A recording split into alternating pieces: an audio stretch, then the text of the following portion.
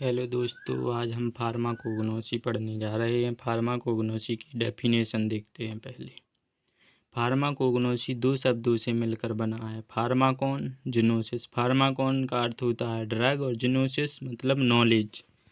Pharmacognosy विज्ञान की वह शाखा है जिसके अंतर्गत क्रूड ड्रग के बारे में स्टडी करते हैं। जो नेचुरल रूप से प्राप्त होती है उसे फार्माकोग्नोसी कहते हैं। सीधी आसान भाषा में कह सकते हैं फार्माकोग्नोसी विज्ञान की वह शाखा है जिसके अंतर्गत हम कच्ची दवाइयों के बारे में स्टडी करते हैं, उसे फार्माकोग्नोसी कहते हैं। Example plants, animal, minerals, etc आदि। फादर ऑफ फार्माकोग्नोसी डिस्क्राइड ने दिया। फादर ऑफ फार्माकोग्नोसी डिस्क्राइड हैं। टर्म किसने दिया फार्माकोग्नोसी का? टर्म फार्माकोग्नोसी का सैडलर ने दिया। फादर ऑफ मेडिसिन हिप्पोक्रेटस हैं। यदि एमसीक्यू में पूछ लिए जाते हैं एग्जाम में, फादर ऑफ मेडिसिन के पिता को हैं हिप्पोक्रेटस हैं। Father of Indian pharmacy M L. Shroff. M L. Shroff को महादेव लाल श्रॉफ भी कहा जाता है। इनका जन्म 6 मार्च को। ये भी पूछ लेते हैं कि फार्मेसी दिवस कब मनाते हैं? 6 मार्च को मनाते हैं। वर्ल्ड फार्मेसी भी पूछ लेते हैं। फादर ऑफ वर्ल्ड फार्मेसी के पिता को हैं विलियम प्रोक्टर्स जूनियर। उन्हें फार्मेसी का पिता भी कहा जाता है, विलियम प्रोक्टर्स जूनियर को। इसमें स्कोप देखेंगे। Scope of pharmacognosy, isolation of cytochemicals. कुछ ऐसे साइटोकेमिकल्स होते हैं जिन्हें प्लांट से प्राप्त करते हैं, जैसे ग्लाइकोसाइड डिजिटेलिस, लीप्स rauwolfia. Biosynthetic pathway investigations. Plant के अंतर्गत अलग अलग प्रकार के मेटाबॉलिज्म बनते हैं। प्राइमरी मेटाबॉलिज्म प्लांट की ग्रोथ के लिए, विकास के लिए होते हैं। सेकेंडरी मेटाबॉलिज्म ग्लाइकोसाइड टर्पेनोइड्स होते हैं, ईटीसी। हेलो दोस्तों, इसमें आप लोग इसको पूछेगा यदि फार्माकोग्नोसी के इसको बताइए तो आप लोग हेडिंग बाय हेडिंग लिखेंगे थोड़ा थोड़ा, तो इसमें वो ज़्यादा मार्क्स देगा।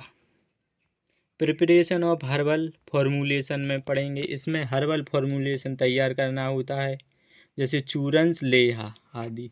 Drug of direct therapeutic use, यानी जो ड्रग होती हैं उनका डायरेक्ट ही यूज होता है, जैसे स्टेरॉइड्स, विनक्रिस्टिन। विनक्रिस्टिन किससे प्राप्त होता है? विनका से। Formation of novel medicines. Formation क्या है नोवेल मेडिसिन का? जितने भी न्यू मेडिसिन आ रहे हैं सभी फार्माकोग्नोसी पर डिपेंड हैं। जो आयुर्वेदिक में मेडिसिन आ रहे हैं वो सब फार्माकोग्नोसी पर डिपेंड है। Classification of crude drug. Crude drug की पहले डेफिनेशन देखते हैं। जो ड्रग नेचुरल सोर्स से प्राप्त होते हैं उन्हें क्रूड ड्रग कहते हैं। एनिमल्स, मिनरल्स और माइक्रो ऑर्गेनिम्स आदि उन्हें क्रूड ड्रग कहते हैं। क्रूड ड्रग को 6 पार्ट में डिवाइड किया गया है।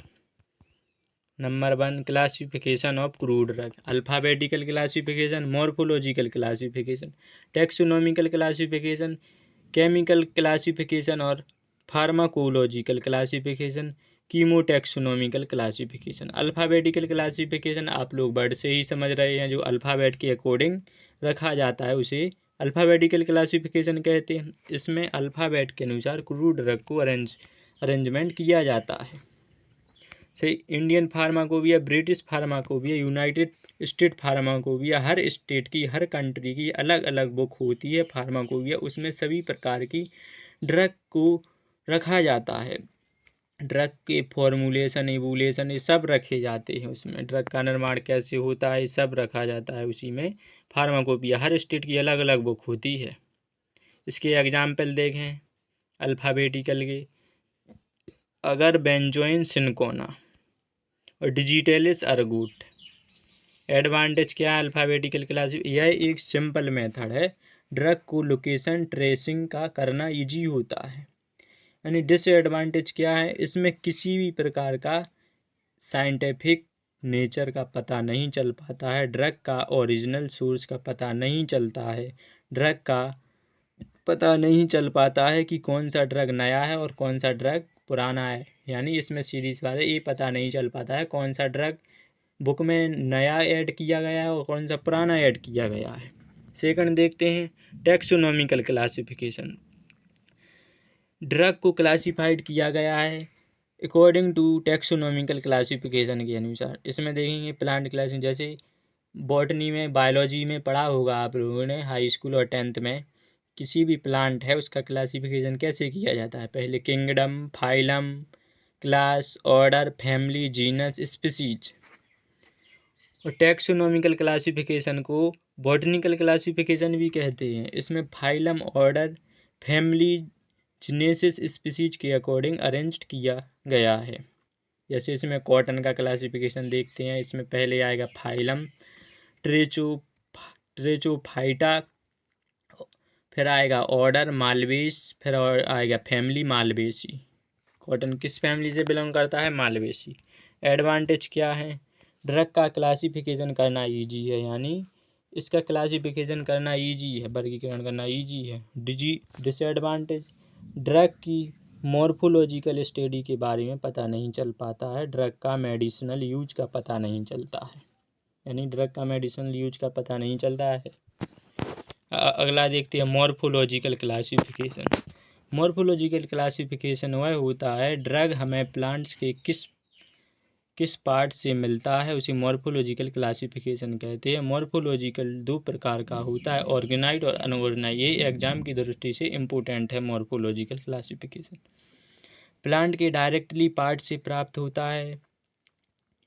अर्गेनॉइज्ड क्या है, प्लांट के डायरेक्टली पार्ट से प्राप्त होता है, जैसे लीफ यानी पत्ती, बार्क्स यानी छाल, रूट्स यानी जड़, सीड यानी बीज, फ्रूट यानी फल और फ्लावर यानी फूल।